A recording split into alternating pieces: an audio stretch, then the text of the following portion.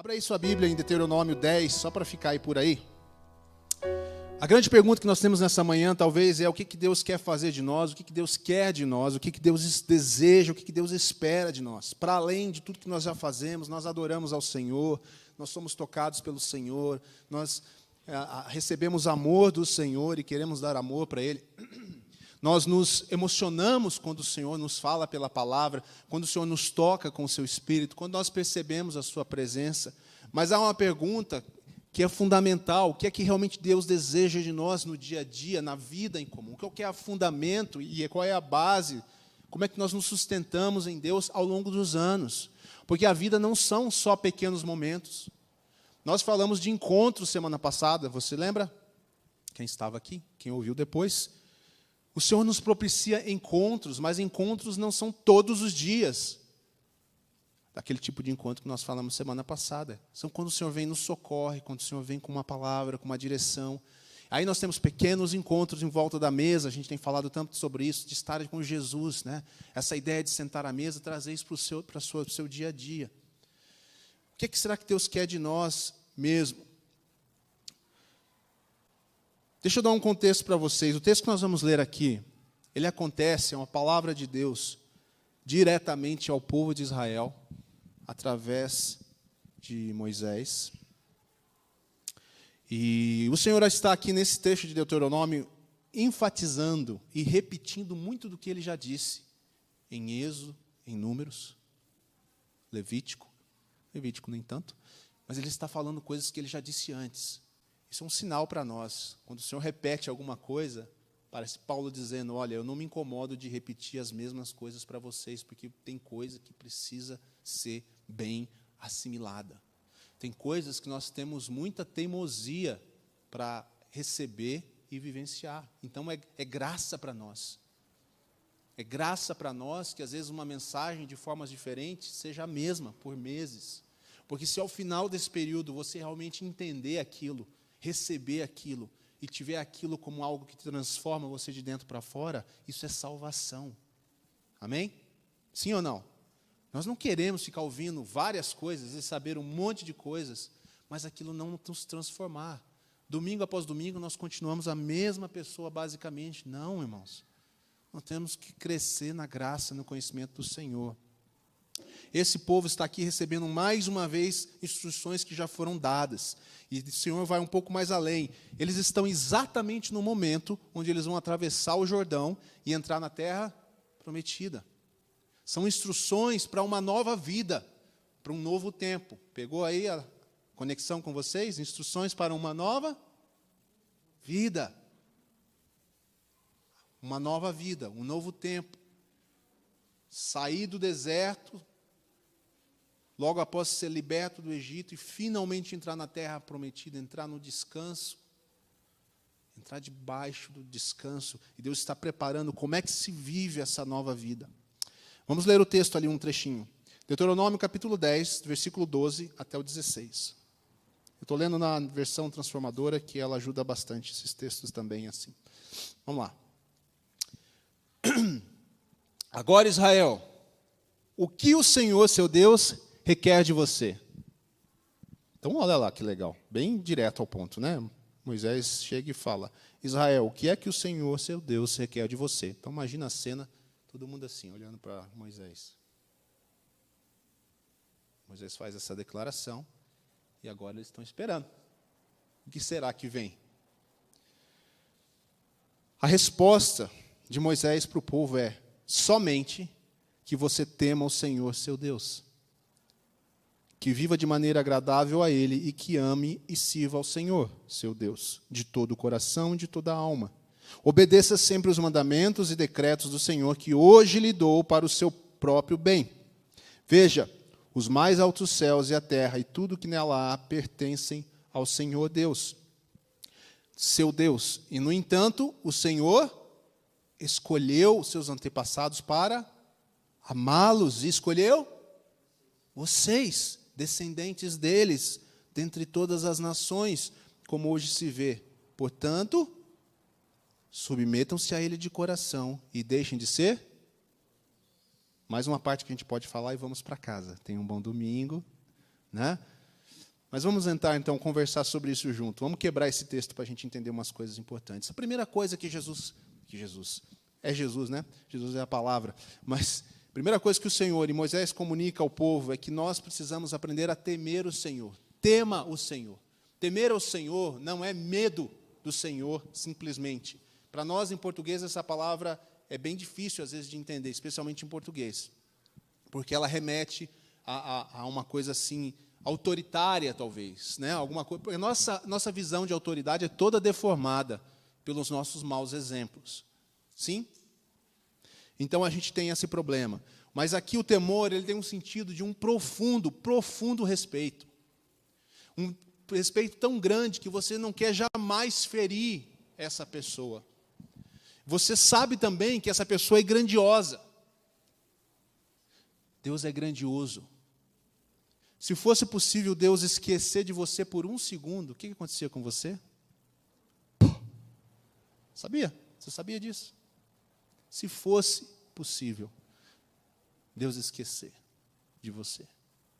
E eu estou dizendo esquecer porque se fosse intencional Ele poderia fazer. Entende o que eu quero dizer? Se Deus por acaso esquecesse de você e de mim por um segundo, nós deixaríamos de existir.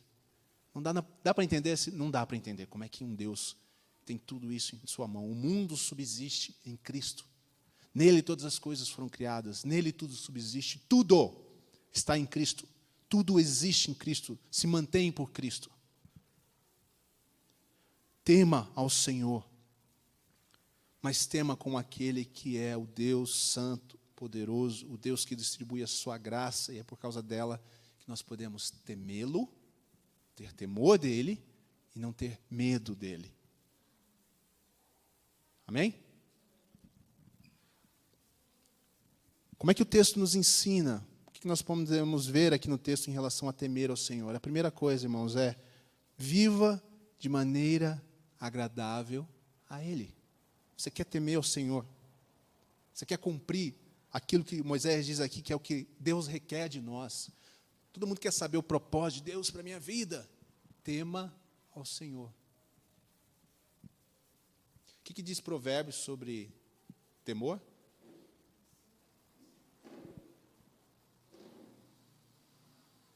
Olha que coisa bacana.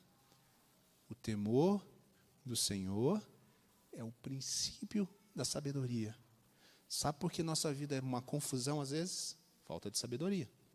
Tirando as coisas que acontecem, né, que fora do nosso controle, muitas das nossas decisões, das nossas escolhas, das nossas prioridades, sempre são falta de sabedoria. Se você lê Provérbios, se está na minha leitura bíblica, também estou doido vendo Provérbios de novo, né? É muita sabedoria. Você fala, gente, por isso que eu não sigo esse negócio. Eu meto os pés pelas mãos, eu vou fazendo, eu dou vazão aos meus sentimentos, eu quero agora, eu estou com vontade agora. A sabedoria faz da vida um lugar melhor. E o temor do Senhor é o princípio da sabedoria. A sabedoria aqui, nesse texto, diz, viva de maneira agradável a Ele. Ame ao Senhor e sirva ao Senhor de todo o seu coração. Ame e sirva. Nessa ordem. Ame e sirva. Já não chamo vocês mais servos, vocês são meus amigos. Não são amigos porque nós somos bacaninhas de Jesus e nós fazemos com Ele o que nós queremos. Não, porque Ele é o Deus Todo-Poderoso. Nós tememos a Jesus, mas nós somos amigos daquele que nós temos que temer. Não é louco isso? Porque Ele nos faz amigos, mas Ele diz, os meus amigos obedecem a minha palavra. É uma relação até difícil da gente entender, é um paradoxo, mas está conectado com a obediência. Nós não fazemos na nossa relação com Jesus o que nós queremos. Nós temos intimidade com Ele como amigos, mas Ele continua sendo o Senhor. Por isso nós dizemos, nós somos escravos voluntários. Por isso que Paulo diz, eu sou escravo do Senhor. Como é que nós podemos amar, servir ao Senhor de todo o coração, levar uma vida agradável a Ele? Ele vai explicando para nós, versículo 13, obedeça sempre os mandamentos e decretos, porque eles são para o seu próprio bem. Crianças não gostam de receber ordem e de receber não, certo? Por que não, gente, que eles não gostam? Porque eles estão sendo contrariados. Porque eles têm vontades internas. Porque o ser humano caído e pecador não gosta de obedecer e não gosta de se subordinar. Não gosta de se sujeitar. Mas também porque a criança não tem visão ainda de por que seus pais dizem não. Quando nós nos tornamos adultos, a gente fala, por isso que meu pai falava isso. E aí você começa a falar para os seus filhos aquilo que você não gostava de ouvir quando era criança. Ah, bonito, hein? Diante do Senhor nós somos como crianças. E nós precisamos ouvir seus decretos e seus mandamentos e obedecê-los com confiança. Quer nós entendamos ou não. Quantas vezes você não obedeceu ao Senhor, mesmo não tendo total consciência e entendimento da situação? Isso é importante. Nós não podemos fazer como os nossos irmãos aqui fizeram no deserto. A geração que está entrando em Canaã, gente, são as do que confiaram no Senhor e na sua palavra. Todos os demais pereceram no deserto. A geração que vai atravessar o Jordão foi os que acreditaram na palavra do Senhor. Quando ele disse, haverá vitória, eles creram. Quando ele disse, não faça isso, eles obedeceram. Quando ele disse, esperem, tenham paciência, eles esperaram. Os demais meteram os pés pelas mãos. Não conseguiram controlar os seus impulsos. Quando não tinham fome, davam um jeito de resolver por conta. Quando não tinham Moisés, faziam bezerro. Uma geração que não obedecia ao Senhor e não cria na palavra do Senhor. Por que essas recomendações estão aqui? Versículo 15, eu quero te dar um motivo para tudo isso. Nós lemos ali, e no entanto,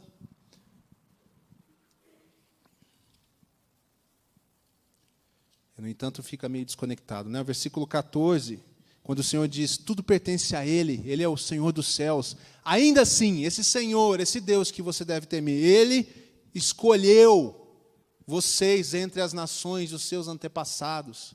Nós somos filhos de Abraão. Pela fé, Deus escolheu os nossos antepassados. E não só os nossos antepassados, mas Ele escolheu vocês, Ele está dizendo aqui para o povo. Vocês agora, 400 anos depois, eu sou o Senhor que escolhe. Eu separei um povo para mim, para amá-lo. E através desse povo, anunciar a minha grandeza e estender o meu amor a toda a humanidade. Esse é o povo. É coerente que nós, que somos seus filhos e descendentes, dos antepassados que Deus levantou e escolheu, que nós vivamos e obedeçamos os mandamentos. Por isso ele diz no versículo 16, submetam-se a Ele de coração. Está vendo como fecha? O que o Senhor quer de vocês? Tema ao Senhor. Como? Ame e sirva-o. Faça da sua vida uma vida agradável a Ele. Por quê? Porque vocês são o povo dEle. Porque vocês foram escolhidos por Ele. Nós aprendemos a amar e obedecer o Senhor. Ali no versículo 10, deixem de ser teimosas. Você é teimoso? Eu não sou pouco teimoso. Sou muito teimoso. Muito teimoso. Qual é a outra dica que o Senhor nos dá mais à frente? A gente não leu o texto porque eu queria deixar o texto mais curto, mas mais uma vez no 20 ele repete, temam o Senhor seu Deus, sirvam-no e apeguem-se a Ele. Apeguem-se ao Senhor. Esse caminho de temer, o que eu quero que você entenda, esse caminho de temer o Senhor, ele é muito duro. Se não for num relacionamento ao Senhor, apeguem-se a Ele. Sabe assim um bichinho de estimação? Lá vai outro exemplo ruim igual ao do Hulk, né? Mas o apegue-se funciona. Coisas que você se apega. Quero me apegar ao Senhor. Eu quero amar o Senhor. Quem ama, obedece. Quem ama tem prazer em fazer igual. É igual o namoradinho que está começando, né? Que bobão, né? Ele faz tudo e mais um pouco. É verdade. Porque ele quer agradar. Ele corre atrás, ele se vira. Apeguem-se ao Senhor, é o caminho. E uma última coisa importante, que daí vai conectar o que a gente falou no começo. No versículo 1 e 2 do capítulo 11, Deus continua nessa conversa com o povo através de Moisés.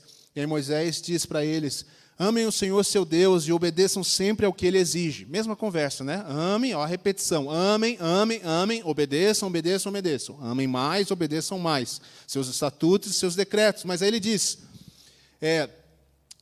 lembre-se de que hoje não fala a seus filhos, que nunca experimentaram a disciplina do Senhor, seu Deus, nem viram a grandeza, a mão forte e seu braço poderoso. Vou resumir para vocês. Deus está falando com os adultos ali. Vocês adultos experimentaram a mão do Senhor nesses anos. Vocês adultos já têm uma experiência com Deus. Os seus filhos ainda não têm. Eles precisam ouvir. Porque nessa caminhada uma coisa pode acontecer ao longo da vida. E enquanto vocês caminham, vocês talvez estejam firmes. Continuem apegados ao Senhor. Continuem praticando. Continuem obedecendo. Mas ele diz no versículo 16, se você pular do capítulo 11, mas tenham cuidado, não deixem seu coração ser enganado. Se ele diz não deixem ser enganado, é porque é possível ser enganado. Quando você acha que você não pode ser enganado, você pode. Levando-os a quê? Afastar-se do Senhor e adorar outros deuses. É o contrário de tudo que ele falou aqui. Quando o seu coração é enganado, você olha para outras coisas. Quando você olha para outras coisas, você começa a adorar outras coisas. Foi o que aconteceu com Pedro, mais ou menos, no barquinho. Né? Ele olhava para Jesus, ele fez o impossível, andou sobre as águas. Quando ele parou de olhar para Jesus e ele se deixou enganar pelas circunstâncias, o coração dele meio que se afasta de Jesus, em confiança, e ele aprendeu a nadar. Não, Pedro não sabia nadar. Eu não sei, essa parte eu não entendo bem. Ele era pescador. Mas Jesus salvou ele. Pode ser, a Vivian está falando aqui, o mar revolto, né? Dá medo. Você já assistiu o filme daqueles de fúria em alto mar assim? É pavoroso mesmo. Cuidado do seu coração. Aí você fala, puxa vida, e agora? Que situação, né? Eu quero amar o Senhor, eu quero me apegar ao Senhor, quero cumprir seus mandamentos, mas aí ele falou que eu tenho que ter cuidado. E ele falou que meu coração pode ser enganado, e se meu coração é enganado, ele se afasta do Senhor. E se ele se afasta do Senhor, ele se afasta do caminho do Senhor. E se ele se afasta do caminho do Senhor, ele se afasta da comunidade do Senhor. Ele vai se afastando e quando vê, já foi. Aí o caminho de restauração é mais complicado, mais difícil. Mantenham a sua vida em ordem. Mantenham a sua vida caminhando com o Senhor, para você não cair numa situação difícil. Eu nem vou ler aqui, tá? No meio desses textos aqui, ele fala sobre bênção e maldição. Ele fala sobre bênção e maldição. Ele diz, mantenham o testemunho do Senhor. E ele diz no versículo 2 de novo, sobre os filhos, o que eu entendo que ele está dizendo é, mantenham isso de geração a geração, para que a bênção do Senhor esteja sobre a sua vida e não a maldição esteja sobre a sua vida. Traduzindo para nós hoje, na realidade do Novo Testamento, você anota aí, Romanos 8,6 fala sobre isso. Vamos ler? Romanos 8,6, leia. Eu não quero que você fique com isso só. Romanos 8,6. Olha como eu abri rápido o Romanos 8,6. Romanos é demais da conta. Romanos 8,6, 14. Olha o que ele diz aqui, gente. Compara essa linguagem de bênção e maldição com o que é a nossa realidade hoje. Lembra-se que nós temos que transportar, tá bom? Não vai ficar pensando nas categorias de bênção e maldição. Olha só o que acontece aqui. 6. Portanto, permitir que a natureza humana controle a mente resulta em... Que é maior maldição do que a morte? Mas permitir que o Espírito controle a mente resulta em vida e... que é melhor bênção do que vida e paz? Pois a mentalidade da natureza humana é sempre inimiga de Deus. Nunca obedeceu às leis de Deus. O que Jesus... Oh, meu Deus. O que Moisés estava falando lá? Amem e obedeçam ao Senhor. Olha o que Paulo está dizendo aqui. A mentalidade da natureza humana nunca obedeceu a Deus. Cuidado, que o seu coração não se afaste. E nunca obedecerá. 8. Por isso, aqueles que ainda estão sob domínio de sua natureza humana não podem... O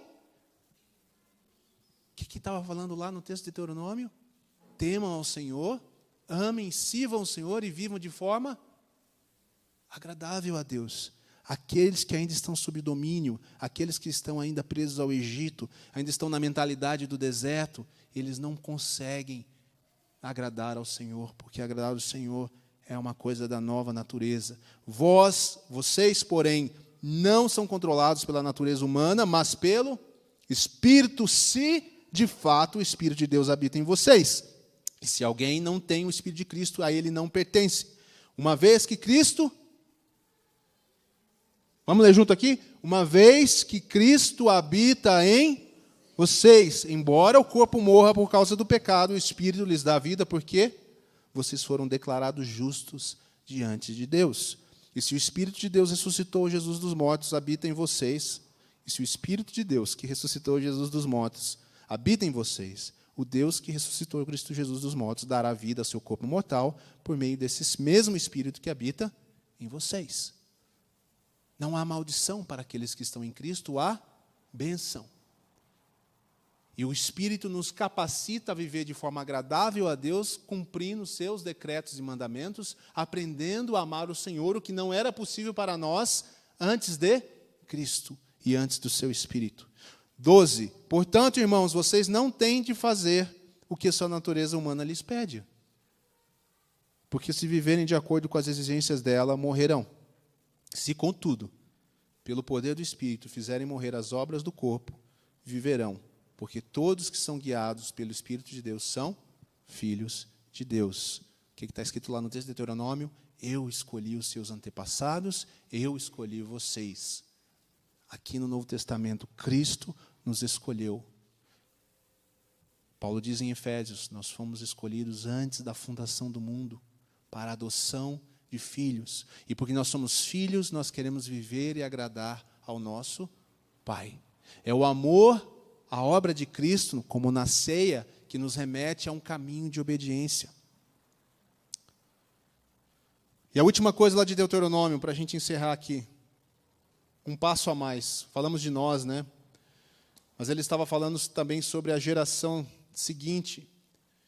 Eu vou deixar para vocês aqui uma dica de como é que você pode conectar a geração, a sua com a geração seguinte.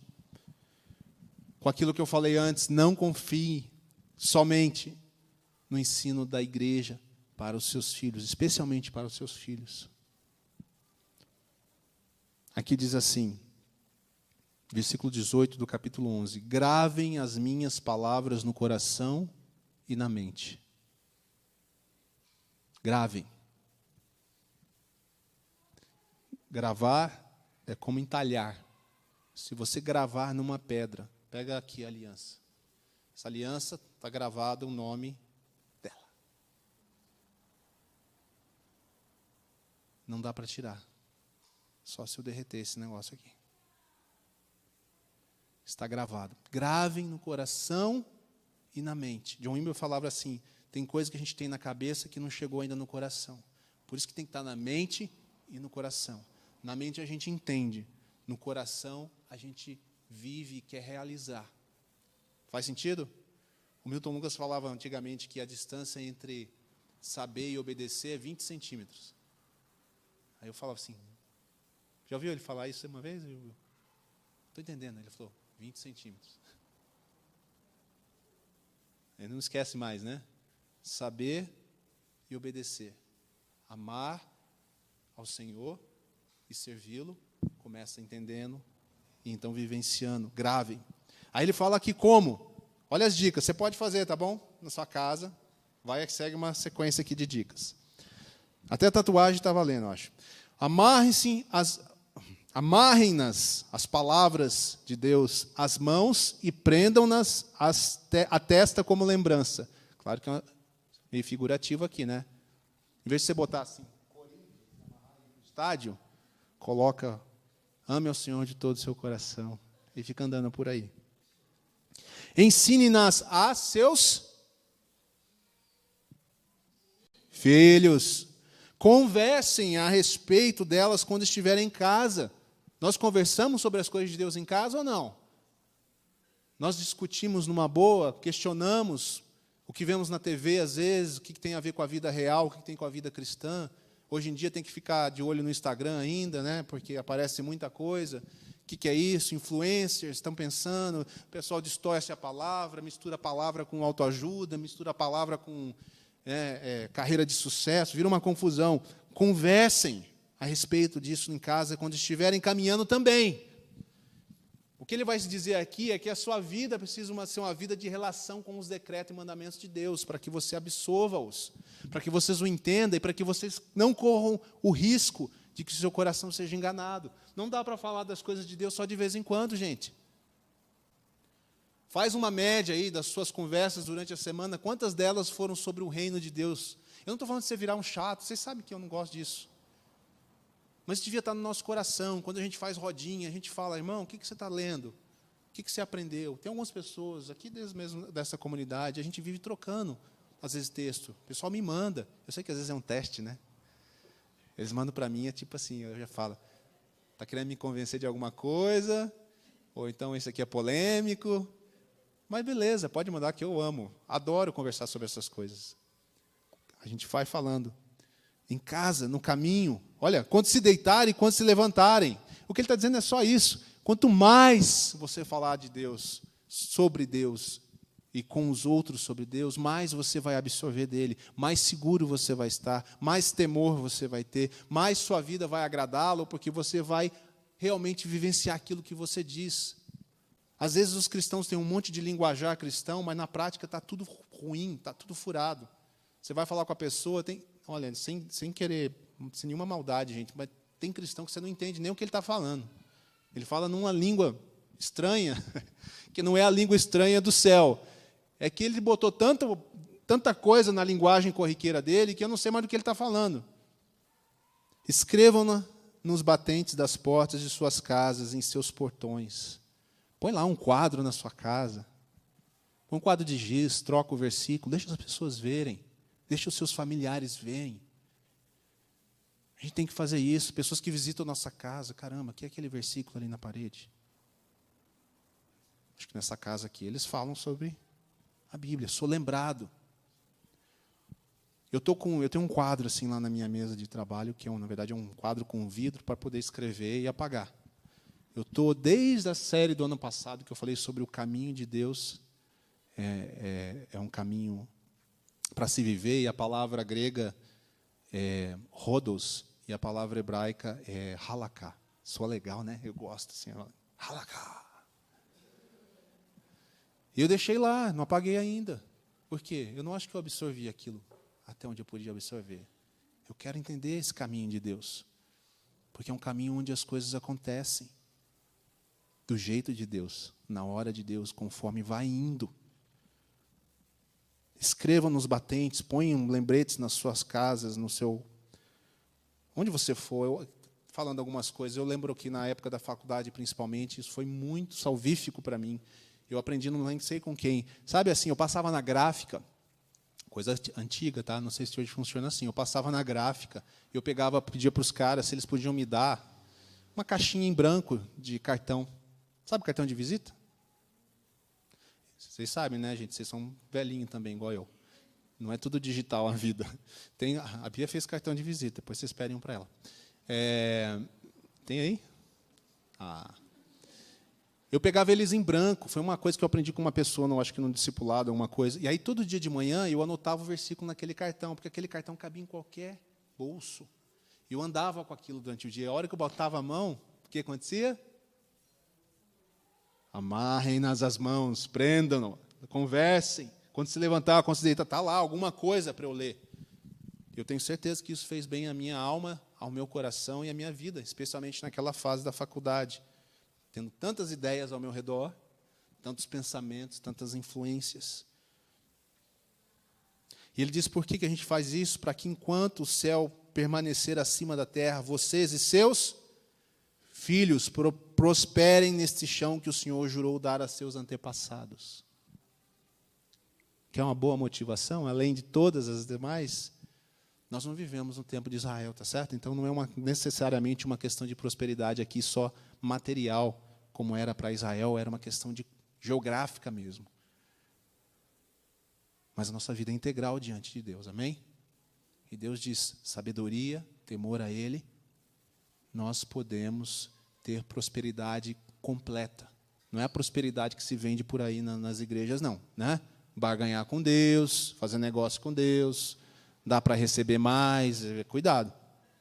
É prosperidade da alma. Esse é o sentido da prosperidade na Bíblia. Prosperidade do Espírito, prosperidade de você como pessoa diante do Senhor. O Senhor vai cuidar quando você estiver nessa dinâmica com Ele, com a sua palavra, com os seus mandamentos, e amando a Ele, apegando-se a Ele, Ele vai cuidar de vocês e seus filhos para que vocês tenham prosperidade da alma.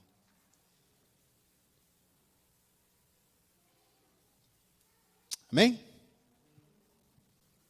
Esse é o nosso trabalho, é o que o Senhor requer de nós, amá-lo, servi-lo, cumprir os seus mandamentos, fazer isso num relacionamento com Ele. E o Senhor nos dá o Espírito Santo para fazer isso. Como nós lemos lá, o Espírito de Deus habita em nós e nos permite viver essa vida. É muito mais poderoso até do que foi no tempo de Israel. Nós sabemos a história, né? Deus usa a história de Israel um meio de mostrar que eles não tinham condição de cumprir a lei, tanto que Cristo precisou vir. Hoje nós cumprimos a lei por causa de Cristo. Jesus inverteu isso na sua obra. Nós podemos viver, nós podemos avançar na nossa vida com Deus, viver os seus mandamentos, fazê-lo feliz, amá-lo, servi-lo, servos em amor, servos amigos, ter a nossa vida toda derramada por Ele. Quando nós dizemos, tome o lugar de honra, é tudo isso aqui, gente. Porque se não for tudo isso aqui, é só mais uma música. Bonita, legal, emotiva, toca o nosso coração, anima a nossa mente. Mas é religiosidade? Se for só uma música.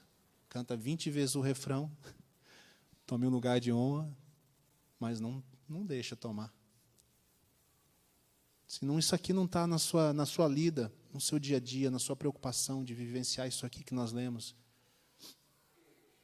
Você não está dando um lugar de honra, de verdade, ou com interesse. Você dá uma saidinha e fala, senta aí um pouquinho, Jesus, que eu vou dar uma volta aí. O senhor pode ocupar enquanto eu não estou ocupando. Não é? Estou sendo muito... Não, né? É assim com todo mundo, é comigo também. É fácil sentar aqui e fazer umas continhas aqui, desde do meio-dia do domingo passado até hoje, 11h30, eu vou achar aqui vários furos de tome o lugar de honra. Não é religiosidade, não é fazer na carne, é amar o Senhor. E para amar o Senhor, as Escrituras precisam ser nosso alimento muito. É um erro que muitas vezes nós temos a idade na vida cristã e nós lemos menos a palavra, porque a gente já acha que já conheceu, já sabe. Você sabe, mas você precisa saber no coração. Você precisa saber a ponto de transformar você de dentro para fora. Se não houve transformação, você não chegou lá ainda, nessa área. Tem muito mais de Deus para você, e é através da palavra. A palavra e do Espírito. Ler, absorver, receber. Praticar, queimar no coração. Gente, essas palavras são boas, mas é isso. Queimar no coração é quando isso aqui, que é um texto, chega no seu coração pelo Espírito Santo. É nessa hora que queima, porque senão é só sentimento. Quando John Wesley, que foi o autor número 1 do queimar no coração, né? Vocês sabem dessa história, né? É famosa essa história. John Wesley é aquele que diz que quando ele foi tocado por Deus, o coração dele ardia. É de lá que vem essas coisas que a gente gosta de cantar. Agora vai ler a história do John Wesley, de quando o coração dele queimou. Veja se é isso que está acontecendo em nós, quando a gente diz que nosso coração queima por Jesus. Não é, muitas vezes, mas pode ser. Continue clamando, continue esperando. Vem, Jesus, pode continuar cantando, mais de ti, Senhor. Quero que meu coração queime, mas ele queime de verdade, por causa do Espírito, não só por causa de um sentimento. Seja tudo em mim. Meu sentimento, minha vontade. Os teus decretos plantados no meu coração. Ele disse que quando ele viria, o Espírito colocaria no nosso coração a palavra e a lei. Tem que deixar Cristo fluir em nós. Amém? Vamos confiar na escolha de Jesus e na escolha do nosso Pai, na escolha de Deus, na escolha do Senhor. Ele nos escolheu. Confie. Não fique preocupado com você mesmo nesse sentido. Não sei se eu dou conta. Essa não é a sua preocupação. A sua preocupação é ter o Senhor, a sua palavra, diante de você. Deixar Deus influenciar a sua vida. Ele que tem que influenciar a gente, não as outras coisas. Sujeite-se ao Senhor. Sujeitar é isso, é confiar. O Senhor disse, eu me sujeito, vai ser assim. Vou obedecer, eu vou andar. Ele vai capacitar cada um de nós. E continue testemunhando do Senhor, na sua casa, para os seus filhos, em primeiro lugar, depois para fora. E nós vamos juntos vendo o que Deus faz na nossa vida. Amém?